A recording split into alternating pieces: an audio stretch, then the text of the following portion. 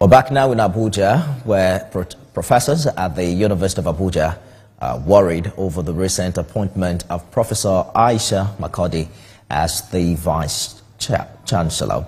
They allege that the Governing Council did not follow the requisite laws and procedures for appointing a Vice-Chancellor in Nigeria. But in a swift reaction, the Governing Council of the University of Abuja, led by retired Air Vice Marshal Sadiq Ismail Keita, says extant laws and laid-down procedures were observed in the appointment of the 7th substantive Vice-Chancellor of the institution, Professor Aisha Maikudi. According to a statement by its acting Registrar and Secretary Islamiyat Abdurrahman, the Council, in making the appointment, strictly complied with the relevant provisions of the law, the Two-Men Act, guiding the appointment of Vice-Chancellors of the university. The Council says it's not aware of complaints raised by some interested parties in the course of the transition process, which commenced as far back as March 2024, when the university initially advertised the position.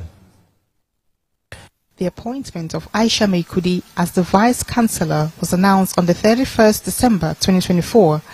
It caused a division between members of the institution's governing council and some members of academic staff. This led to certain members shunning meetings convened by the council in protest against the appointment.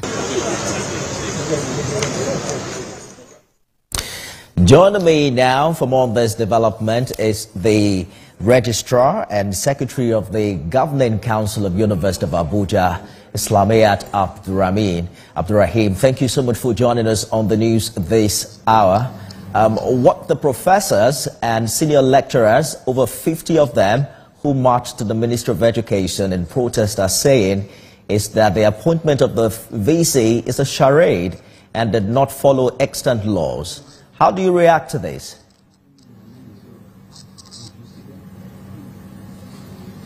Good afternoon.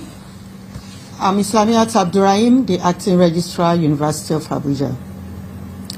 The appointment of the 7th substantive Vice-Chancellor of University of Abuja followed the laid-down rules and the extant laws of the university.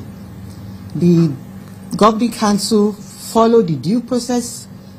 It actually started about 9 months ago with the adverts placed in the national dailies when the former Vice-Chancellor was about to exit, sometimes in March 2024.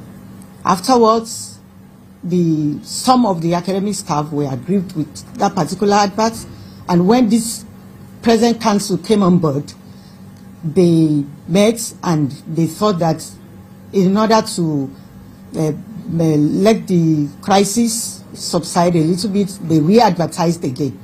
And after the re-advertisement, 81 candidates applied. Afterwards, a search team was set up by the council, which is what the laws, the standard rules says, the laws of the university say the search team should be constituted. That was done, and 6 other people were searched to join the 81 candidates. Thereafter, the council set up a committee to look into, to draw up a criteria for scoring and for short list of candidates, which is exactly what they are supposed to do. When you check our laws, the first schedule, third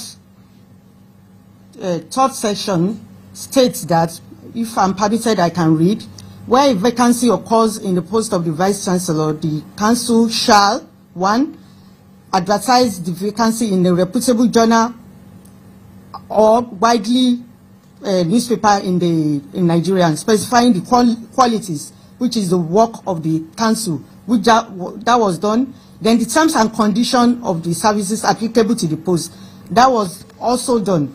Then I want you to look at this properly. Thereafter, draw a short list.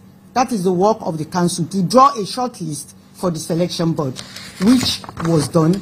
And a selection board was also set up by the council with the 2 representatives of the Senate and that of the council. And this was properly constituted and done. But some of these, some of the members of the Senate, I don't know why they were aggrieved. They decided to stage a walkout during the process, and the Senate was called. The chairman of the Senate was directed to call the Senate and replace. During the process of doing that, the ASU waded in and tried to see if they can salvage the situation. They did. One of them said she would be willing to participate, while the other did not turn up. So the one that was willing to participate was invited for the meeting. Then the third person was called upon to take the place of that person that did not want to participate. And the selection process went on. The shortlist were done. 40 people were shortlisted for the selection board, which was later trimmed down to 10. And 10 people were contacted, invited for the interview. 2 declined to attend the interview, but all others were contacted and they were interviewed. And 3 candidates was presented to the Senate, and the best of merit was chosen. Mr. Abdulrahim, I hear you clearly, but one thing is certain, that the Governing Council and the Senate members are not on the same page where this is concerned. There's a letter before me now signed by 43 Senate members insisting that this current situation undermines the credibility of the appointment process and principles of fairness as well as equity. What do you consider the way forward, considering this ongoing argument? We saw some professors and senior lecturers asking the Minister of Education to wade in.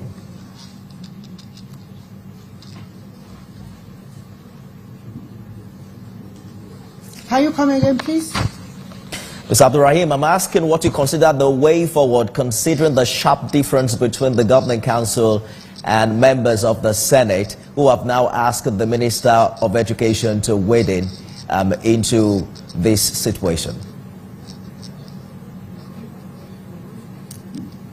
The members of the Senate asking the Minister to wade in is a minority.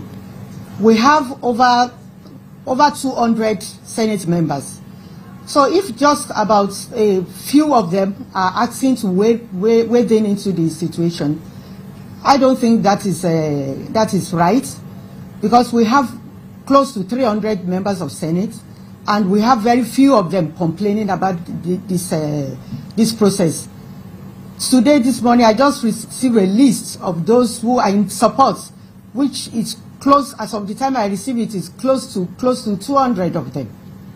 How is the new VC reacting to this development, and how is this affecting the discharge of our duty?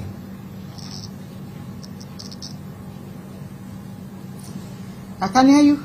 I'm asking how the new VC is reacting to this development and how this opposition potentially affects the discharge of our duty. The acting VC is calm. She's doing her duties. When you come to the campus, students are on ground. We are holding meetings. We held management meeting 2 days ago. There was a meeting with the deans and director yesterday. So basically, the university is calm and everything is going on well in the university.